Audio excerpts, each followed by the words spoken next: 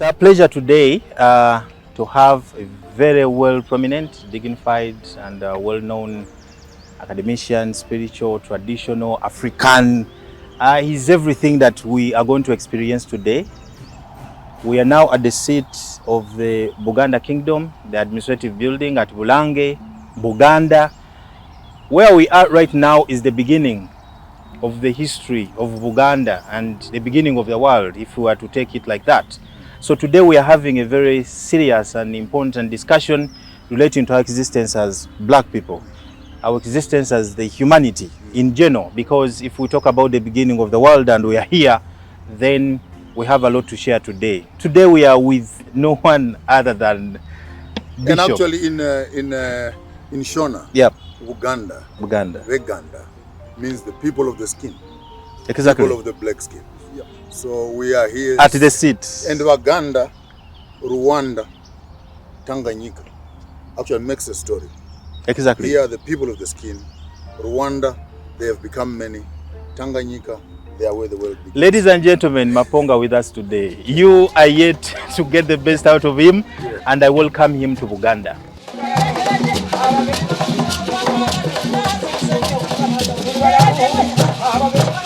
I came here on a quest, on a spiritual journey to retrace the African roots in the South. Whenever we are in the South and we are singing, we want to return back to Embo. Embo, embryo, embroidery, the navel of African culture remains right here with us in Uganda or Waganda or Buganda. So I want to trace, particularly when you look at our surnames, which are much recent, they don't give us the connectivity. So some of them, most of them, were actually adulterated. Where the real issue is, we are identifying each other from our totems. Because totems begin to connect us as clans, they connect us as kingdoms, and they connect us to create our own empires. So I would like us to have a look at how the clan system in Uganda has remained intact. And for me, on the United Kingdoms of Africa, this is the blueprint of our indigenous governance systems. Before we understand this, let's not even talk IKS, which is indigenous knowledge systems. Because within that knowledge system, we need to understand the involvement and the role of every culture in building a kingdom. And to take us through is His Royal Highness. You take us from the parliament here, and I think we'll end up in the palace exactly. On the other side. Yes. And parallel to these two roads, on each side are the clans. 52 of them, as it were, and each one of these clans has a special task, gift, skill that they contribute towards the kingdom. Exactly. So we have cobblers, we have smiths, people, blacksmiths, we have fishermen, we have farmers, we have magicians, we have healers, we have prophets, we have warriors, soldiers. Everything that the kingdom needs is actually filtered onto this street to make up this. Now imagine if we could now reassemble ourselves as African kingdoms and set up our own kingdom in this fashion. I think today will be a very, very exciting journey, as His Royal Highness will take us through the intricacies and the beautiful parts of this wonderful, glorious history of ours, right here in Uganda.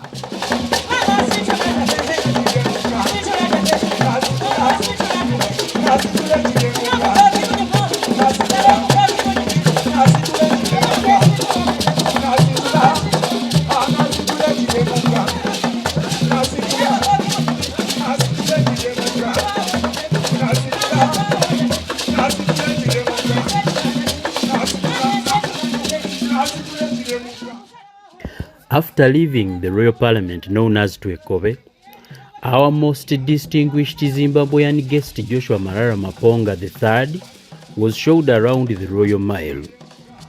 The Royal Mile showcases sculptures of some of Buganda's totems and sub-totems. This session was as well led by one of the most educated member of the royal family, Prince Professor Wasajja Kiwanuka, who narrated to the philosopher details of Africa's cultural blueprint, after which they sat and shared vast knowledge on the subject. Let's share with you a pictorial session of what transpired. However, before that, our viewer needs to know the following facts.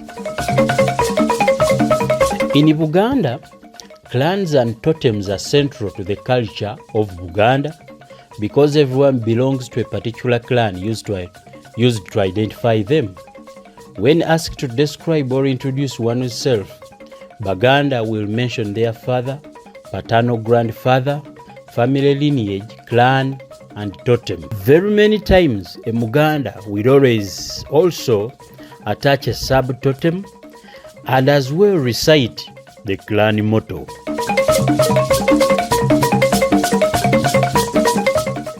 So much revolves around clans and totems, which dates back to the formation and organization of the Buganda kingdom. In Buganda, a clan is defined as a group of people who had the same ancestor in the distant past.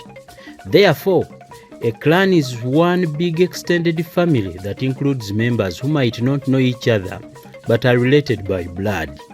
They are thus referred to as brothers and sisters regardless of how far their blood ties are.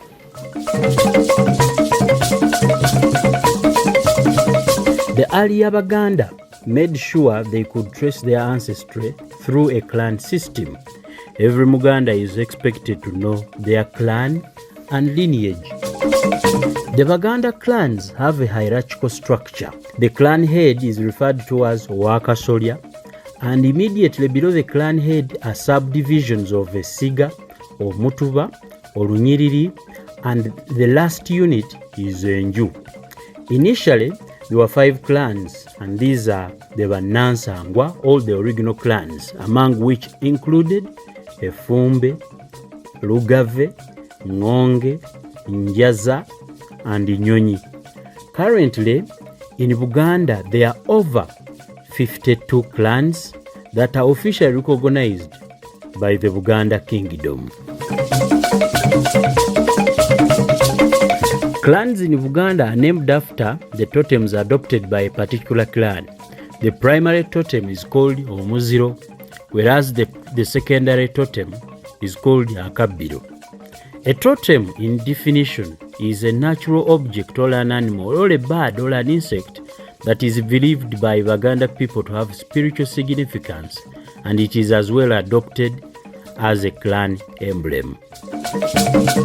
Without further ado, let us show you how it all went at the Royal Mile as our Zimbabwean philosopher visited to see with his own eyes the natural arrangement of the blueprint of an African cultural setup.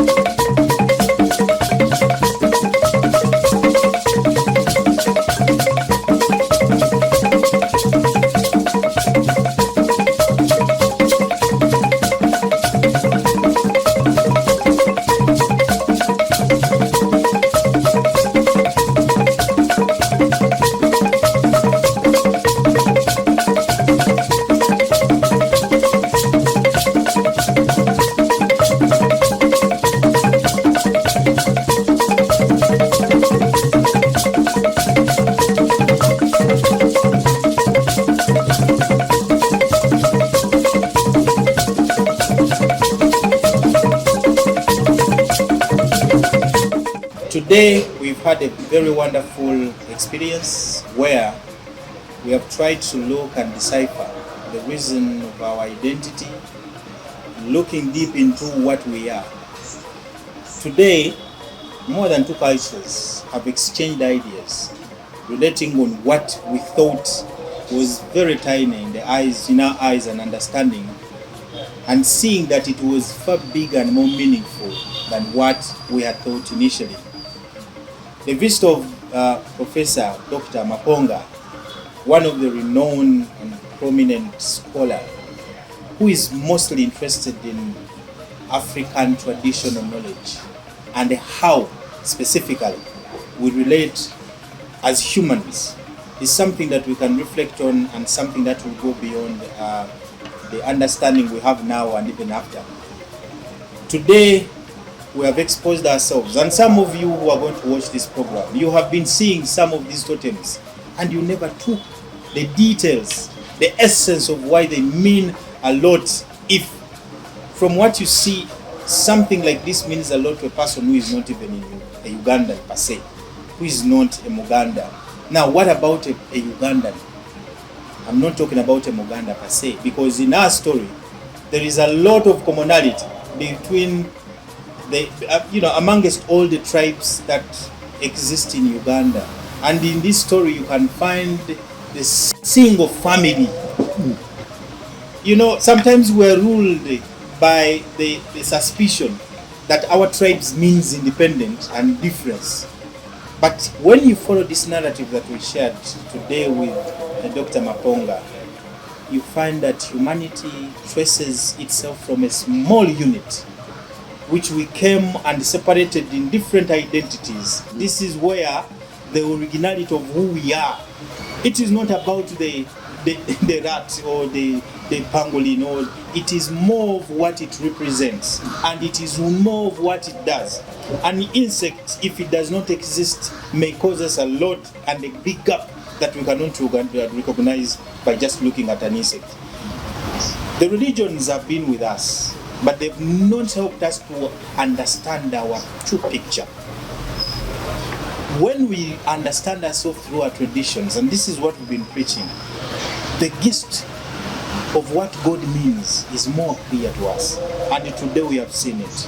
Allow me, ladies and gentlemen, to bring in the perspective of Dr. Maponga. I know this has been an enlightening experience, and I believe that a lot has been shared within this activity.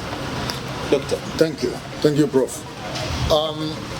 The plight of the Africans is twofold. And thank you for sparing time to walk with us on this beautiful royal mile, the palace to the parliament there. And I think the African has had maybe what I might call two, if not three phases of their problems. Phase number one is a phase of colonization itself, which is at the hands of other people, either from tribal side, local tribes, or from outside, particularly on the colonial system. The second problem that we face is now when our African leaders come into power, then you have them coming into power to drive the same system which had colonized the local people. So you find that people are beginning to talk about policies, about governance, about the parliament, about police and prisons. And these are the same instruments that were in the hands of the colonizers. Now we have our local leaders who have these instruments in their hands. And we wonder, why is Africa not moving forward? Because there in the government, there's a policy that says an African can't carry a diamond. Okay? When was that law written? The policy of 1952. Who wrote it? Medicine, our traditional medicine. Who wrote it? It was the parliament then. Who was running the parliament? It was the colonizers. Now, so why are you in power today in 2023 and you are still holding the policy that tells you that you cannot use your traditional medicines, that is belong part of the Witchcraft Act? Unfortunately, we don't want to blame it all on the president. We want to blame it on the politicians that end up in positions of power. Because unless and until you get into those offices knowing what is it that you need to transform, most likely you're going to be there sleeping in parliament. Exactly. They're stooges. You don't even understand how policies are formulated. And so this brings for me what I might call a neo-cultural colonization, where the African is constantly trying to become better, but the weight that has been put on his feet, pulls them down towards the chain they're fighting of together. education and etc. that limit the amount of creativity. Right now, we should be having creative arts and creative platforms, innovations, creating new products, etc. But policies will be telling that you can't touch that, you can't touch this, you can't put it. So that for me, that creates the first problem. But this trip for me has also worked to show me how common and how similar we are. Exactly. Between the central part, the northern part, and the southern part. And as I said earlier on, it's actually a privilege to know that Uganda, they hold the blueprint to this symbiosis of African royalty, clans, totems, and particularly when I look at the elephants here, we have elephants down there, the buffaloes here, we have buffaloes down there, we have what do you call them? Pangolins here, with pangolins. And what would be nice on that document is for us now to begin to add other Southern African animals such as zebras, for example, and the porcupines and etc. And they could be there in your culture, subcultures, but back down there they become huge. Yeah. So that maybe the document I'm planning that we work on, it will crystallize this. Yeah. And I want to chip in just at that very moment. I realize that yes. In this fight, because we talked about the education part of it, because it rules and guides us. It is a background of which our leaders are raised in. Right now, we are talking about creating a document relating to what we've gone through today here. People will say, "Now, this is traditional. This is not something we need." We are talking about the royal mile being active. We're talking about how every city in Africa should have must something have a royal mile.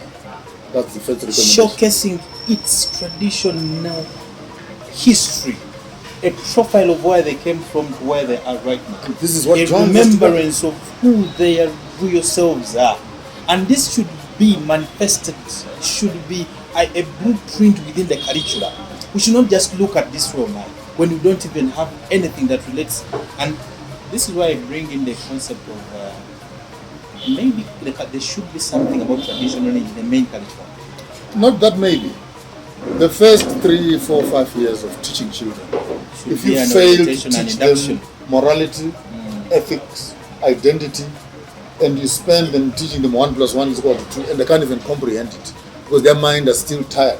So you'd rather spend like what the Japanese and the Chinese do. The first years of elementary. The challenge is they do that, but they use religion.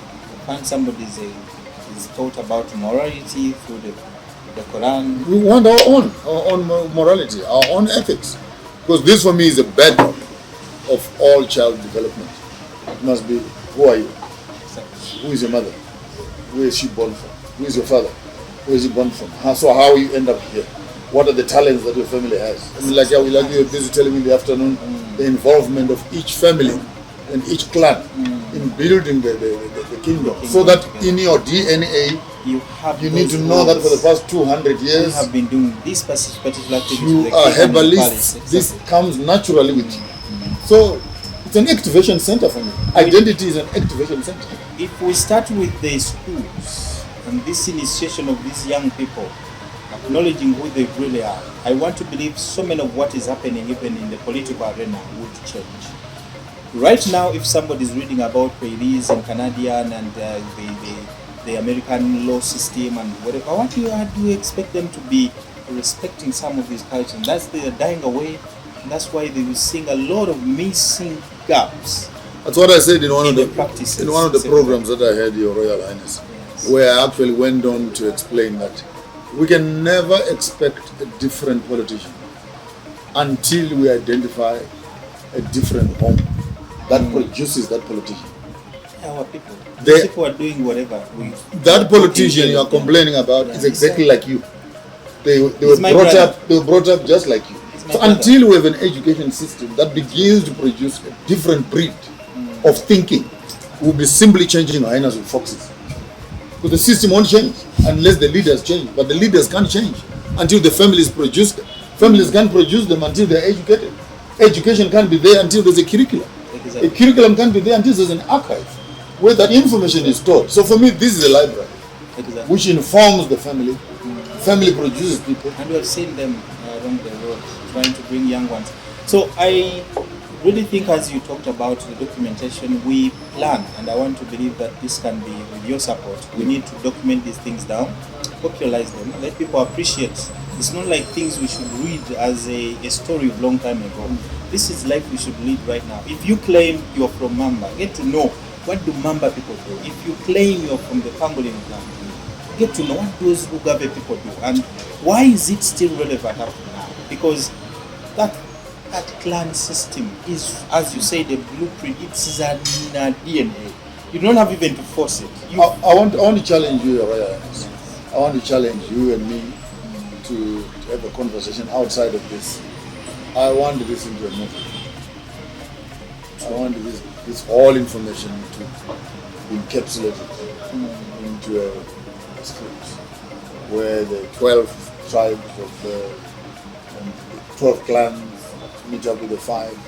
We cannot fail to come up with a storyline. You are from media, I'm from media. And I think maybe once the information is in our hands, the question is now how to convert that maybe into a script so that we can weave a story, even to speak about African migration. I mean for that challenge. For the challenge, and I want to believe it is doable. We just need to set the timeline and get the information we have it. We have all of it, and I want to believe that from today onwards, one, we are also looking at the facts that there is a lot of resemblance, there is a lot of similarities we've seen that need to patch on. And if we continue this narrative and get to know what is happening in the West, we need to, see what we connect and how we connect. And looking at the story of these tribes coming in, the question is, where do they come from? And how do they build up to the bigger picture of African unity? I'll promise you, I'll play my fair share, because there's a need to place the information where the younger generation can easily access it, so that we can transform the society, as it were. And I think on that angle, we could see also how we can drive the information towards the unification of Africa, because ultimately that's where we are driving to. We have 52 counties in America that unite to form the United States of America. We have 20-something countries in Europe that decide to form the European Union. We have a few countries in the East that have decided to, and here we are in Africa, still fragmented and fighting over rivers, literally, and we are on the same block of land. So there must be a way of the same language, sharing the same cultures, just borders. Not even borders. Don't even glorify the borders, because those borders are not there. Imaginary. They're imaginary borders. I mean, I was in Rwenzori, the Kingdom Mountains there. Some are in the valley, some are on the mountain, some are on the other side of the mountain. And they're supposed to be different countries, but they're buying from each other, they're eating from each other, they're marrying from each other, and they're walking across each other. Which part of that would I need a passport to come to Kasese, to go to the mountain and drop on the other side? I need a passport, I must go via Kampala to get a passport. So we can't glorify the problems of the past. And I should say it has been quite an eye-opening, and also even our royalties need to pull up their socks. This thing of royalties always kneeling in front of religious leaders, kneeling in front of Islam, kneeling in front of Christianity. Then the question is, when you are doing Christianity and you are doing Islam, who is doing African culture? Because that is a culture. Ubuntu is a culture. So why must an African go and kneel in front of a Muslim? Why must an African go and kneel in front of a Roman people? So who are you? So this whole thing again of Africans think that they must be inaugurated by the religious figures, I think it brings a lot of pollution within the cultural space. We are going to continue this. And make sure that everybody gets to know that they are not those that God forgot. We are what we are, and God is proud of us.